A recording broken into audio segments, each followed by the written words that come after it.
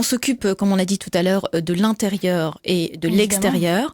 Alors, qui dit extérieur dit aussi présentation, morphologie, charisme, vêtements, relooking.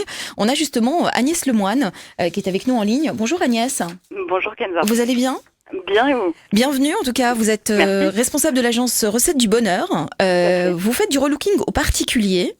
Vous les aidez en gros à se maquiller, à se coiffer, à apprendre surtout à se maquiller, à se coiffer. Voilà, vous travaillez aussi sur leur morphologie et vous réadaptez leur image pour qu'elle colle totalement à leur personnalité. Voilà, c'est ça l'idée, l'adéquation entre l'être et le paraître. Bon, alors qu'est-ce que vous avez observé le plus souvent chez les femmes qui viennent vous demander de l'aide ?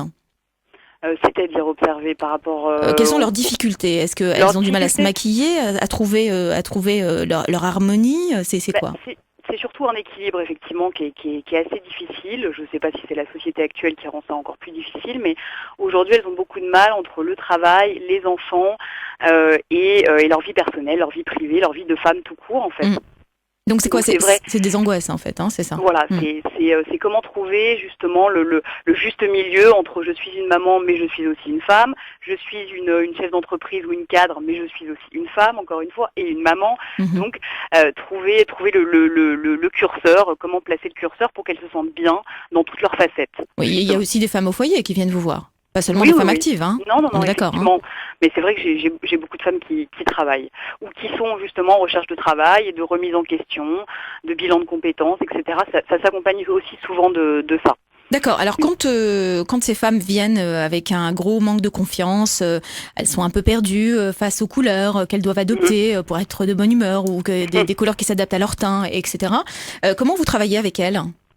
Alors c'est différentes phases. Donc c'est vrai qu'en général on commence d'abord par faire connaissance un petit peu toutes les deux. Forcément. Donc voilà, et savoir quelles sont leurs attentes, leurs besoins, leurs objectifs.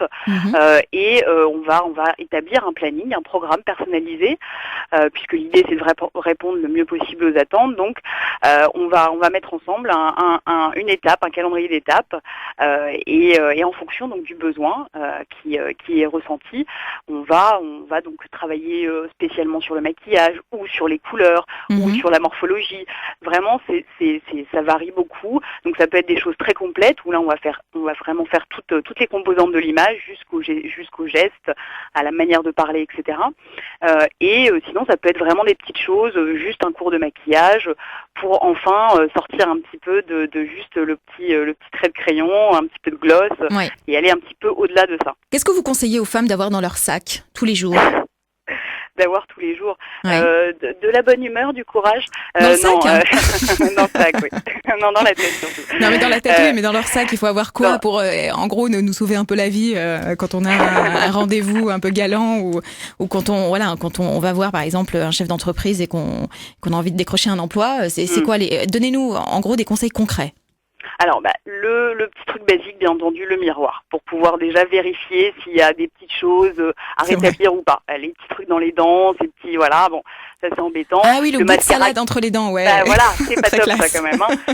Donc le petit mascara qui est un petit peu coulé aussi avec la chaleur ou je ne sais quoi. Donc déjà, voir un petit peu l'état des lieux. D'accord. Ensuite, moi je conseille d'avoir une mini trousse de maquillage, mais vraiment des plus basiques, pour pas se plomber non plus le sac plus qu'il ne l'est. Non mais ça, donc, je pense qu'elles le font toutes, mais qu'est-ce qu'il faut mettre dedans en gros ? Voilà, moi je conseillerais les petits basiques, le mascara, pour faire une petite retouche au niveau des yeux, un petit coup d'anti-cerne ou de touche éclat, quelque chose qui fasse office de fond de teint portatif. Donc souvent on trouve ça en petits sticks, voilà, qui permet de faire des petites retouches sur les zones un petit peu comme les cernes, les plis du nez, etc., qui sont un petit peu plus ombrés, on va dire, que le reste du visage. Un petit coup de blush pour avoir bonne mine et un petit peu de gloss. Ouais, c'est vrai que l'anti-cerne, c'est vraiment magique. C'est vraiment un truc qu'il faut avoir quand même. Voilà, c'est le petit cache-misère, on va dire. C'est ça. On peut aussi cacher les boutons, voilà, donc c'est vrai que c'est le truc vraiment, on va dire, indispensable. Si on doit en garder qu'un, ce sera celui-là. D'accord. Au niveau de la présentation, une femme qui a envie d'aller se présenter à un emploi, qui a envie de mettre toutes les chances pour le décrocher, qu'est-ce qu'elle doit faire et ne pas faire au niveau vestimentaire ? Alors moi je dirais que là-dessus je peux pas donner de recette miracle parce qu'il n'y a pas de à faire ou pas faire. Tout dépend du contexte. En fait, ce qui est important, encore une fois, c'est la cohérence. Donc, si on va faire un entretien dans une agence de publicité, on va pas s'habiller comme on va faire pour un entretien dans une banque. Ouais, on est bien d'accord. Voilà. Non, mais quelles sont les couleurs à éviter ? Est-ce qu'on y va en noir ?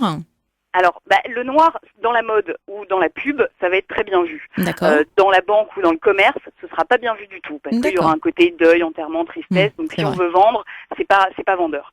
Donc, c'est vraiment s'adapter le plus possible, rechercher le plus possible d'informations sur l'entreprise, sur la personne qu'on va rencontrer, c'est important, sur le secteur. Voilà, se renseigner, avoir un maximum d'informations pour justement pouvoir mettre toutes les chances de son côté, se dire voilà, je sais que le secteur est comme ça, donc je vais plutôt m'habiller comme ça. Je sais que la personne, c'est une femme ou un homme, ça aussi c'est important. Oui. Donc, oui, parce que c'est un rapport de séduction en fait. Hein. C'est ce que vous êtes en train de nous dire. Là, la séduction est partout dans tous les domaines de la société.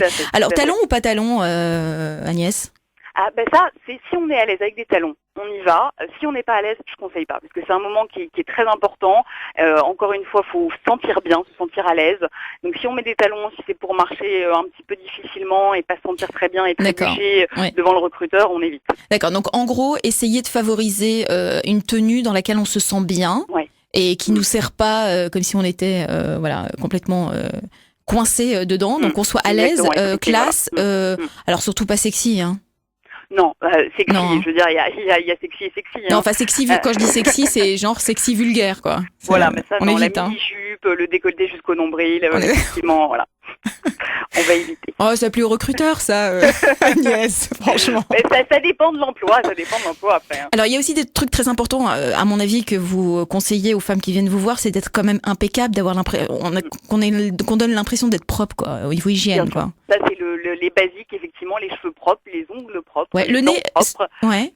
Voilà, qu'est-ce que vous disiez, le nez? Oui, non, il y a les poils qui sortent du nez, là. Oui, les poils qui sortent du nez ou les poils qui sortent des oreilles. Ça, c'est horrible. Un petit coup d'épilation parce que ça... Ou la moustache. La moustache... les femmes à moustache, il y en a. Hein. Oui, ça, oui. Un petit coup de teinte. J'ai eu peur, je pensais que vous alliez dire un coup de rasoir. Oh non, surtout pas là. D'accord. Après, c'est plus la moustache, c'est la barbe. Hein, oui, c'est sûr. Donc voilà, en gros, être impeccable, toujours bien habillé, classe, pas besoin d'en faire trop ni pas assez. Donc c'est parce que c'est vrai qu'aujourd'hui, on se concentre vraiment sur le bien-être, le physique et comment est-ce qu'on doit se positionner dans notre société aujourd'hui. On nous demande quand même d'être souvent impeccable. Qu'est-ce que vous révélez en elles, ces femmes, finalement? Je révèle ce qu'elles sont. Hein. Moi, je n'ai pas de baguette magique, de poudre, de je ne sais quoi. Donc, je ne révèle que ce qu'elles ont en elles. Leur qualité, leur beauté, qui sont justement un petit peu éteintes et qui sont révélées parce qu'elles se plaisent en fait. Mm-hmm. C'est tout. C'est la petite étincelle qui revient dans le regard quand elles se regardent dans un miroir, de se dire en fait je peux être jolie quand même. Ouais, il y a des gens qui vous disent faut jamais sortir pas maquillée. Vous en pensez quoi, vous? Moi, j'aime pas les il faut pas, on doit pas, les il faut qu'on, etc. Donc, moi, je suis assez contre ça. Donc, de toute manière, pour moi, il n'y a pas de il faut pas, de base. Donc, faire les choses qui nous ressemblent, quoi. Voilà. D'accord. C'est ça. Un dernier mot, peut-être, pour quelques derniers conseils pour les femmes qui nous écoutent, qui ont besoin aussi d'être boostées dans leur vie de femme, dans leur vie de femme active. Qu'est-ce que vous donneriez comme conseil? Oula. Agnès.